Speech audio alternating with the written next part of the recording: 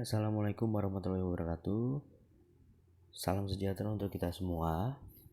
Anak-anak, materi sejarah Indonesia kelas 11. Kalian berjumpa dengan saya, Pak Zulkifli. Nah, ayo kita mulai belajar materi sejarah Indonesia. Pertama kita akan mengajukan pertanyaan. Tahukah kamu mengapa bangsa Indonesia kita bisa dijajah? Salah satu sebab kita pernah dijajah bangsa barat itu adalah karena kebutuhan dapur ibu-ibu. Kok bisa sih? Kenapa ya?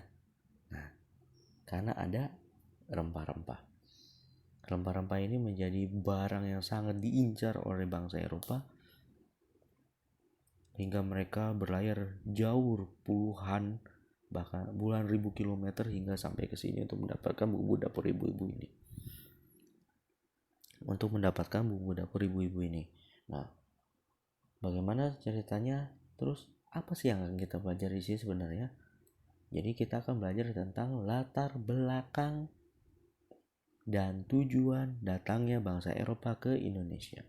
Selanjutnya setelah kita bahas ini, kita akan ke lewat mana sih bangsa Eropa itu hingga sampai ke Indonesia, atau jalur pelayarannya seperti apa gitu. Oke, kita bahas bangsa Eropa mana saja yang pernah menjajah di Indonesia. Pertama Portugis, kedua Spanyol, ketiga Belanda, keempat Inggris, dan yang paling lama adalah Belanda, baik dalam bentuk perusahaan dagang atau VOC maupun dalam bentuk pemerintah kolonial Hindia Belanda. Oke, latar belakang datangnya bangsa Eropa ke Indonesia atau Nusantara. Pertama, kejatuhan Konstantinopel. Konstantinopel itu sekarang kita kenal sebagai sebuah kota di Turki yang bernama Istanbul. Konstantinopel ini perannya sangat penting dari abad pertengahan atau tahun 1000 Masehi hingga 1400-an Masehi. Konstantinopel ini menjadi penghubung antara peradaban barat, peradaban Eropa dengan peradaban timur, peradaban Asia. Penghubung apa? Karena orang Eropa di abad pertengahan itu dulu mereka itu sering banget memperoleh rempah-rempah lewat pasar-pasar rempah-rempah yang ada di Konstantinopel.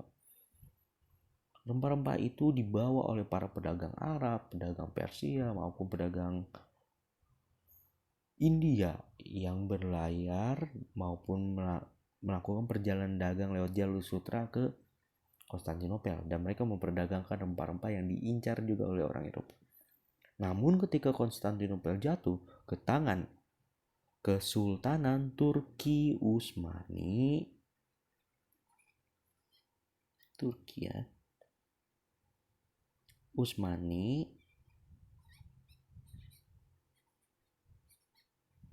Utsmani atau dalam bahasa Inggris Turki Ottoman pada tahun 1453,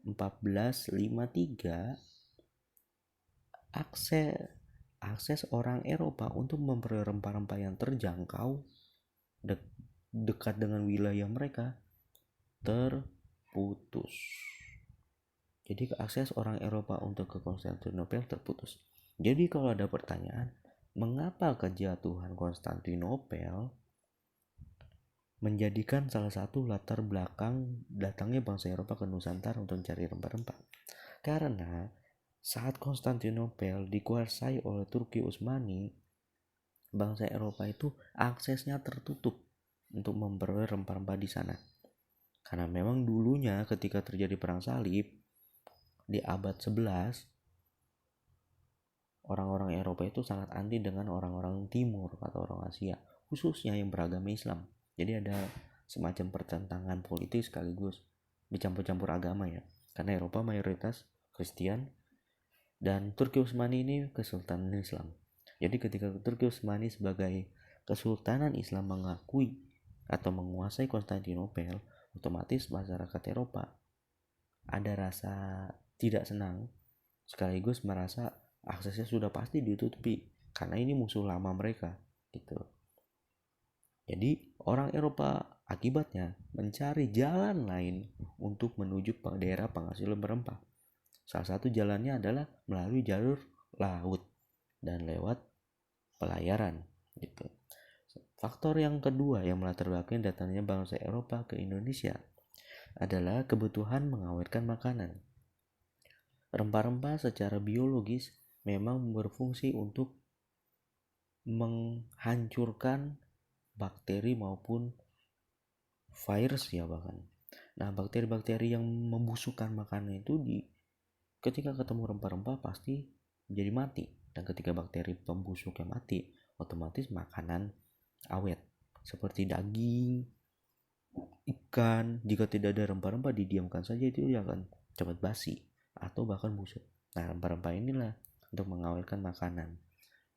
Apalagi ketika Eropa itu terjadi musim dingin ya, makanan terbatas, musim dingin, dan mereka perlu untuk menghangatkan tubuh, makanan juga harus awet.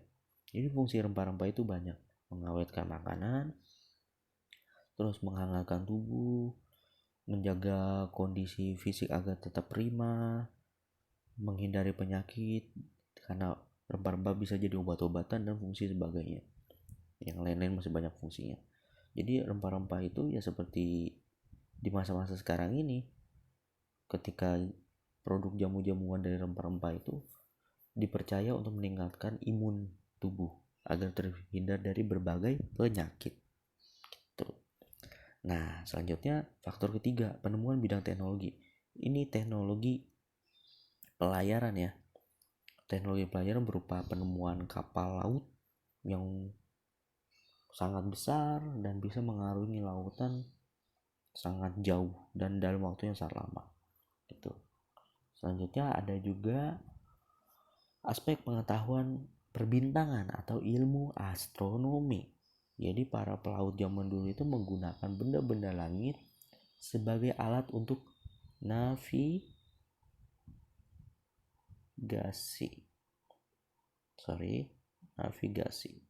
Navigasi. Jadi mereka menggunakan ilmu astronomi untuk navigasi. Nah, selain menggunakan benda-benda langit seperti bintang, cahaya matahari, orang Eropa juga punya teknologi navigasi dari mana? Penemuan kompas untuk arah. Jadi mereka, kenapa penemuan bidang teknologi bisa mendukung pelayaran bangsa Eropa untuk mendapatkan rempah-rempah hingga ke Nusantara? Karena teknologi berupa teknologi pelayaran dan ilmu pengetahuan navigasi itu memudahkan mereka untuk melancarkan perjalanan, dan perjalanan itu terarah hingga mereka tidak tersesat gitu. Oke, dan faktor yang terakhir yang mendorong bangsa Eropa datang ke Nusantara adalah penjelajahan samudra. Inilah suatu era di mana sebagian besar bangsa Eropa itu mencari berbagai tempat baru di luar benua Eropa. Tempat barunya itu ya salah satu motivasi penariknya itu adalah keberadaan rempah-rempah yang di Eropa itu sangat mahal ketika itu. Karena langka, karena fungsinya yang bermanfaat banyak. Gitu. Jadi nilainya sangat eksklusif. Penjajahan samudra inilah yang berhasil nantinya melayarkan ribuan kapal dari Eropa hingga sampai ke Nusantara. Hanya kalau kita kasarnya bilang kok cuma hanya bumbu dapur ya. Kenapa hanya bumbu dapur? Apakah ada tujuan lain? Tentunya ada. Nah, berikutnya kita bahas tentang tujuan bangsa Eropa ke Indonesia atau Nusantara. Ada 3 yang kita kenal dengan sebutan 3G, 3G. Pertama gold, kedua glory, ketiga gospel. Gold ini artinya emas. Emas merupakan simbol kekayaan.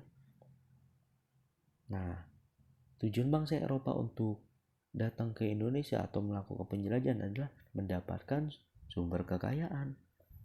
Nah, sumber kekayaannya itu antara lain apa? Emas, perak, maupun rempah-rempah yang sangat mahal harganya di pasaran Eropa.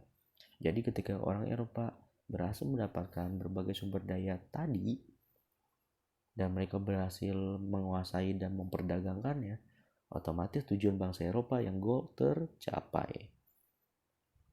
Ini aspeknya aspek apa? Aspek ekonomi. Tujuannya ini ada aspek ekonomi.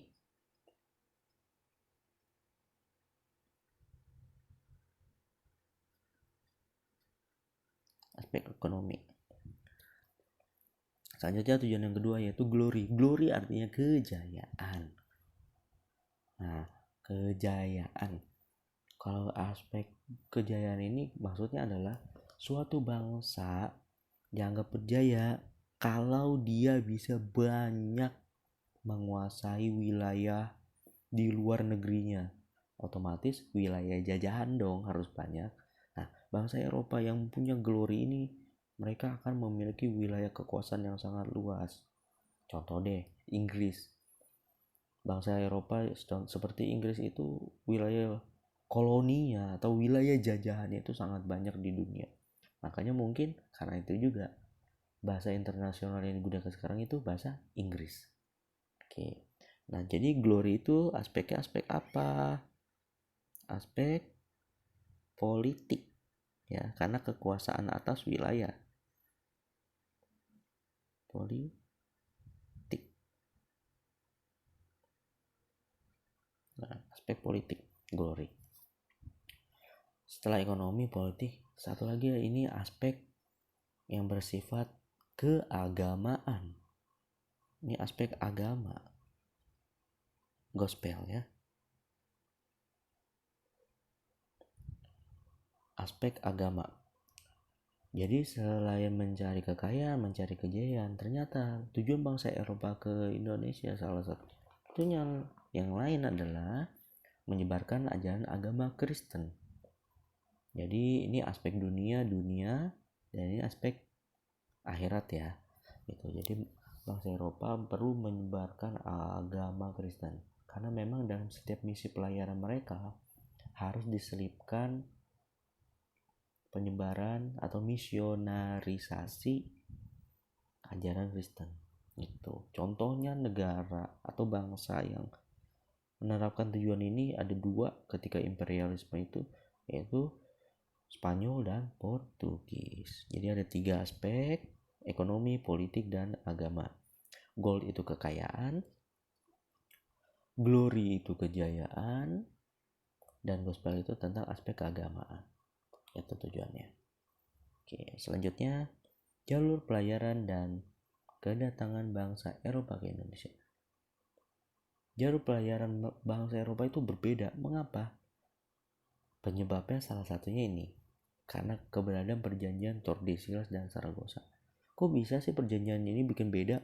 Kita lihat nih isinya.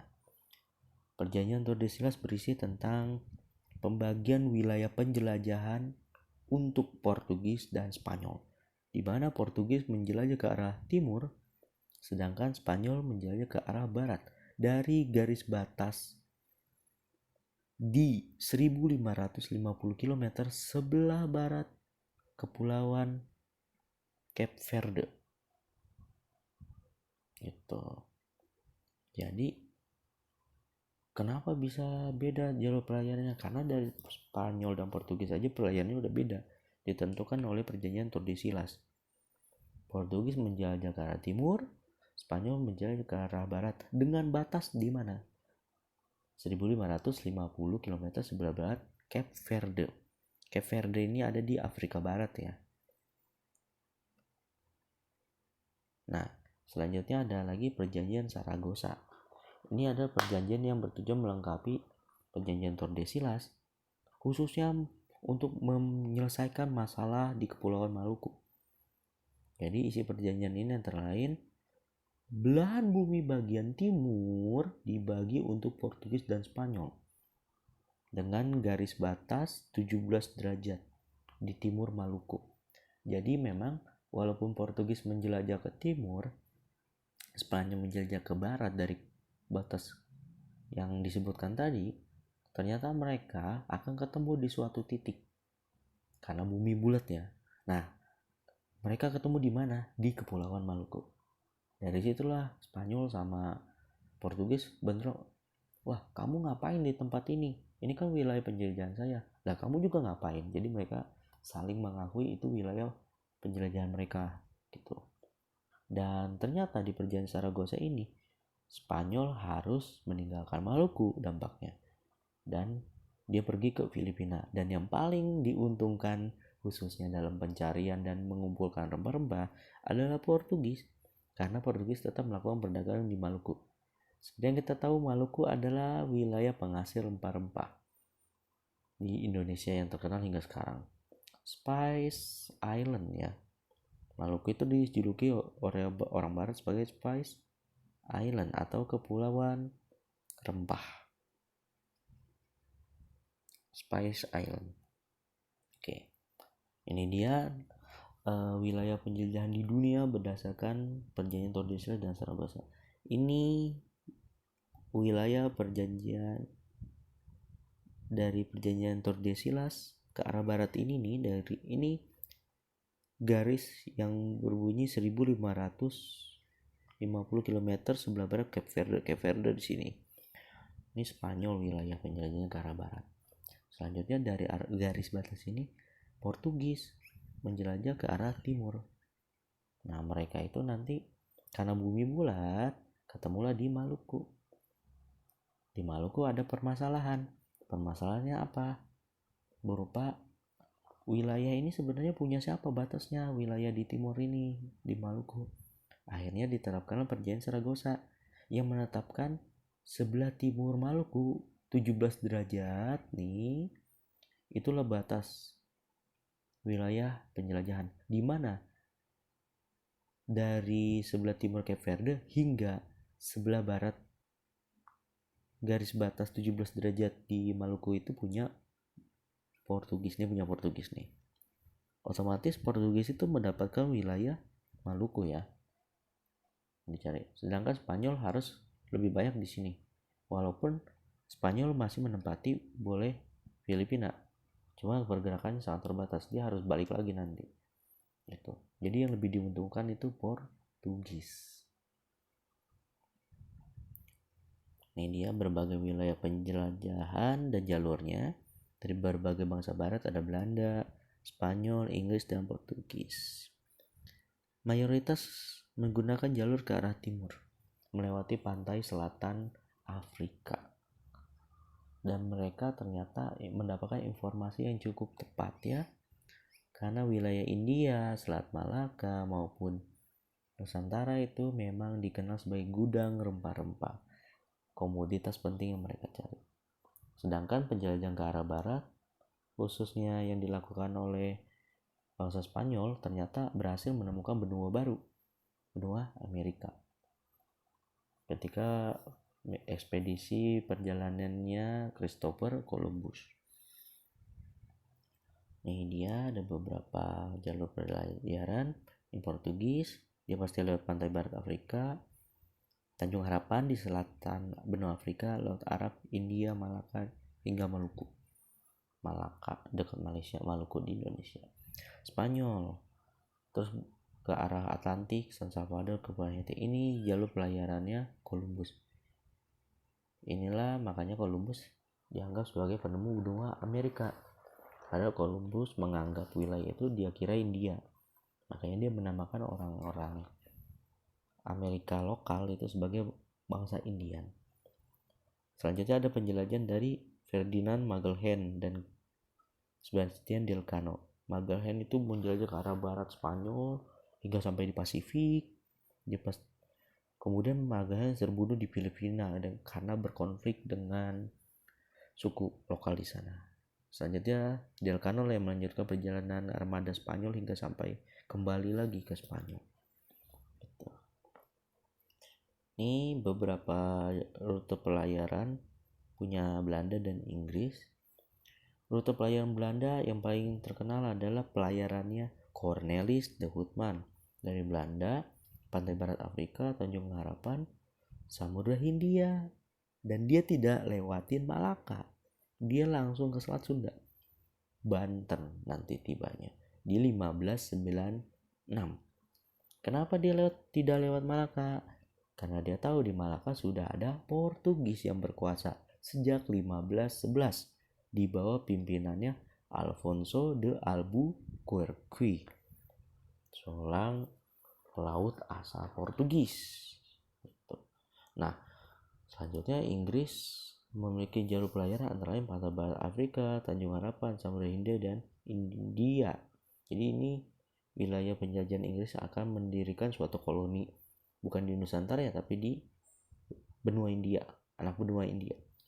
Hingga nanti Inggris menjajah India hingga abad ke-19 ya. Kalau kita dijajahnya nantinya berkelanjutan oleh orang Belanda.